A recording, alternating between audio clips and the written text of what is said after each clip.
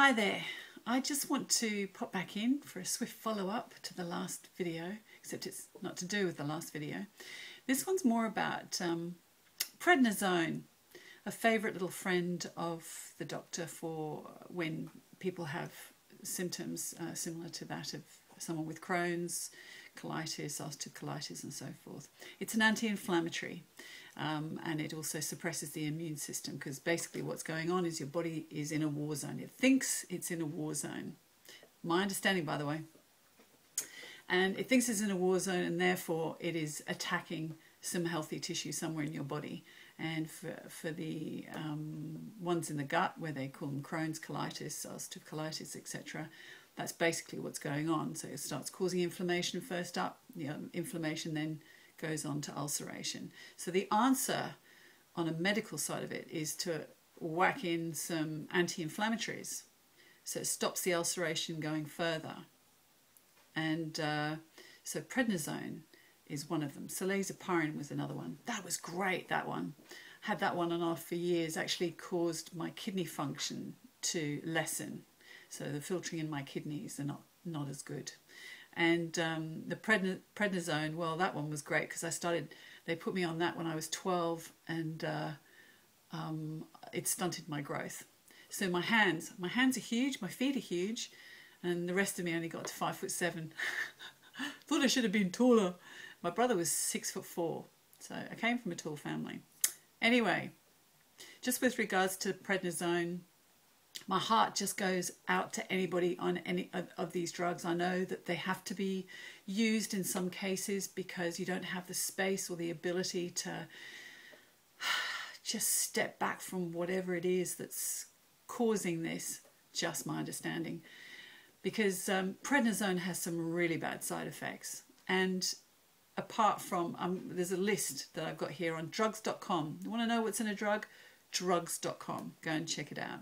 So this is for the healthcare professional, and I'll just give you a brief list of these, of some of the ones that I'm trying to show you on the mood changing side. So it's saying short-term effects have included mood changes ranging from mild euphoria and insomnia to nervousness, restlessness, mania, catatonia, complete fall asleep, that's it, thingamabob, depression, delusions, hallucinations, and violent behaviour. Why does this happen? Well, it affects the neurons in the brain. So you've got this space between the neurons, and information is going from one to the other. They're firing away, talking to each other. And this steroid affects this information as it goes from one to the other, and can cause quite a few side effects that just aren't good for you at all. What to do? Bloody hell, what to do? Now, if I remember rightly, they told my mother or whoever me that you could never come off prednisolone, steroids like that. You had to peter off it slowly.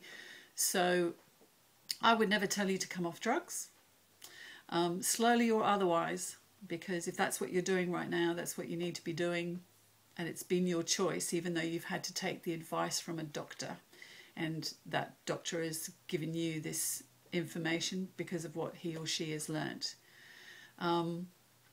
So if you are using prednisone, that's what it is. You're using prednisone, and hopefully it's stopping your immune system from going off like a frog in a sock. So what do you do about these possible side effects? When you start to feel that your mind is sounding crazy inside of there, or you're starting to feel really bad about yourself, bad about the situation, or you're just, you're going down into this slowness and the dark comfort kind of feeling of depression, which isn't comforting at all, but anybody who's been there might know what I mean. I'm not very good at explaining myself sometimes. Just know that this is not you. This is nothing to do with you. This is the drug that is having an effect on you physically.